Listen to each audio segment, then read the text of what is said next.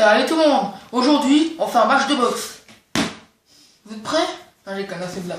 Donc salut tout le monde, c'est PewDiePie. Non, j'ai pas, c'est Christopher. Donc, vous avez compris, je pense, à qui j'ai fait le clin d'œil, à PewDiePie. Donc voilà, alors aujourd'hui, je vais vous faire une vidéo de ce que j'ai pensé de Resident Evil Révélation. Donc je vais l'appeler ce que je pense de ce jeu. Bon, c'est un nouveau concept que je vais faire. Mais c'est pas mal, donc je vais vous dire si je conseille ce jeu, s'il est bien, et maximum combien faut mettre pour le jeu, et s'il faut attendre un peu qu'il baisse, et machin quoi. Donc on va commencer, alors je vais dire déjà quel genre de jeu c'est. Alors Resident Evil, je pense que vous connaissez, mais pour ceux qui connaissent pas, c'est un genre de survival horror, dans celui-là, on incarne le... Bon, si vous voulez pas spoiler, coupez, regardez la description et je mettrai à quand vous pouvez regarder la vidéo de nouveau. Alors, on incarne Jill Valentine qui est... non, on incarne pas que Jill Valentine, on incarne à peu près tous les personnages, mais le principal qu'on incarne c'est Jill, parce que... Ouais, Jill. Donc voilà. Alors l'histoire, vous incarnez Jill Valentine. Et vous partez sur un bateau avec votre ami. Comment s'appelle nouveau? J'ai oublié son nom à lui. Putain, ça fait un petit moment que j'ai plus joué. Putain, faut me rappeler là. Je sais pas. Là, c'est Spencer, je crois pas. Faut que je me rappelle. Bon, vous partez avec un coéquipier que je sais plus le nom. Et vous avez reçu parce que vous partez sur le bateau, parce que vous avez reçu un message comme quoi Chris a été capturé sur le bateau avec Jessica, c'est la copine du héros que j'ai oublié le nom. Donc en fait c'est un piège et du coup vous vous trouvez coincé dans le bateau et vous avez toutes les pauses du monde. Donc bah voilà. Alors maintenant on va commencer avec les bons et les mauvais points. Alors, on va commencer par les mauvais points, parce qu'il y en a beaucoup moins de mauvais points.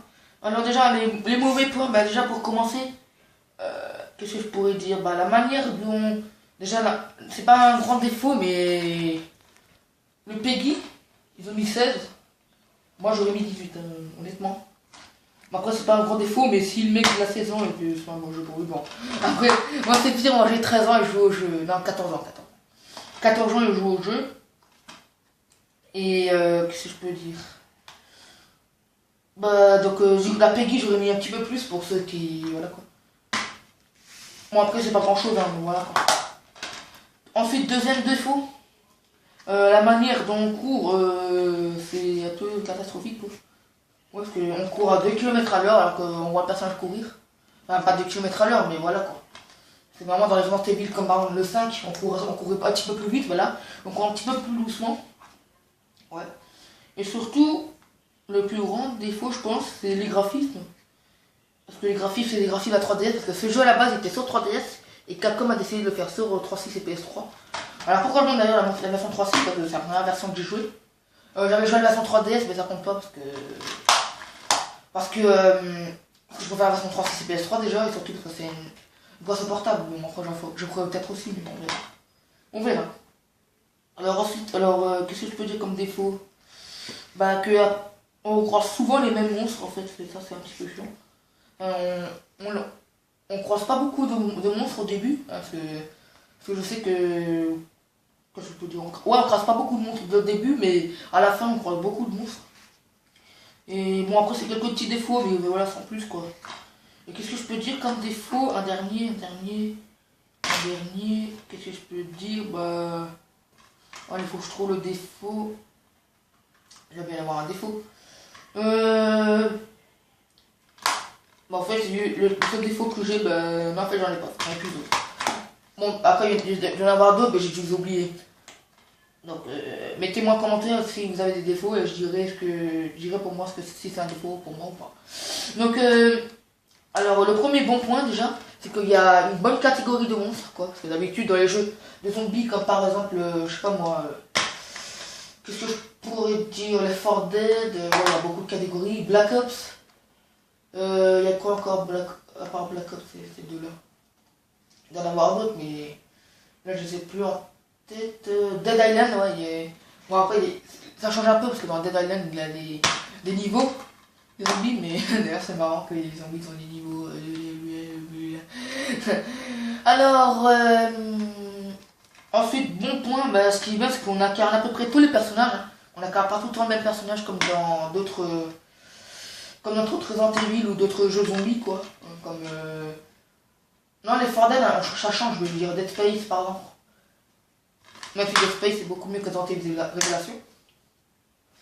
Donc voilà. Ensuite, qu'est-ce que je peux dire, bah, on incarne souvent Jill dans ce jeu. Ouais, ils ont voulu changer un peu, parce que dans tous les Resident Evil, on incarne toujours soit Chris ou soit Leon. Et bah là, ça change. Ou Claire aussi, Claire Redfield, la sœur de Chris. Et qu'est-ce que je peux dire, bah... les graphismes aussi, bon, non, c'est pas grand chose. Ah, et aussi, il y a beaucoup d'armes et tout, il y a pas mal d'armes, du coup, quand on a toutes les armes, c'est difficile de choisir les armes qu'on veut prendre, parce qu'on peut prendre maximum 3 armes, on peut pas prendre plus. Ensuite, qu'est-ce que je pourrais dire, faut que je trouve un truc. Bon, la prochaine fois, j'essaierai de mieux travailler la vidéo, parce que là, c'est juste la première vidéo de ce concept, donc voilà. Donc maintenant, on va dire la note que je pense et aussi à qui je conseille. Alors, je peux lui donner, allez, environ, bon, je vais peut-être pas lui mettre 15 sur 20 parce que c'est trop facile. Je vais peut-être lui mettre, allez, 16 ou 14 sur 20, un des deux. Non, allez, je mettrai 16 sur 20 maximum. Et alors, pourquoi 16 sur 20? Parce que déjà, il y a... Parce qu'ils ont pensé un peu aux joueurs Xbox et PS3. Parce que Capcom, ça ne sera pas de leur part, parce qu'à la base, ils étaient sur 3DS, ils devaient même pas faire sur Wii U et PS3 et Xbox. Et ben, au final, ils l'ont quand même fait, parce qu'ils sont gentils. Et surtout... et surtout, je sais pas pourquoi je rigole, c'est un truc marrant. Et surtout que... Surtout que déjà, l'ambiance, on la sent très bien. Ah, ça, c'est un bon point que j'ai oublié de dire. On sent un peu l'ambiance la première fois qu'on joue au jeu. Alors, on cache, on voit juste ma casquette qui dépasse. Donc voilà. Alors, et surtout, à qui je conseille ce jeu et combien il faut le mettre pour pas être déçu. Alors moi, je vous conseille de mettre maximum, allez, je pourrais vous conseiller environ 10 ou 15 euros, pas plus. Maximum, hein, encore. Hein, parce que moi j'ai mis 15 euros, mais je connais des potes qui l'avaient acheté Day One, ils avaient été déçus. Mais après, c'est à cause du prix qu'on met aussi. Hein, mais... Voilà quoi. Et ben voilà, c'était pour cette petite vidéo ce que j'ai pensé de ce jeu. Donc la prochaine fois, j'essaierai de mieux la travailler. Mais bon, après, c'est la première vidéo de ce concept, donc du coup, faut pas être trop exigeant. Donc j'espère que cette vidéo vous aura plu. N'hésitez pas à laisser des commentaires et à boxer. Et on se retrouve pour une prochaine vidéo. Et je vais me dire à l'envers comme un nul. On se retrouve pour la prochaine vidéo. J'espère que vous aura plu. Ciao tout le monde.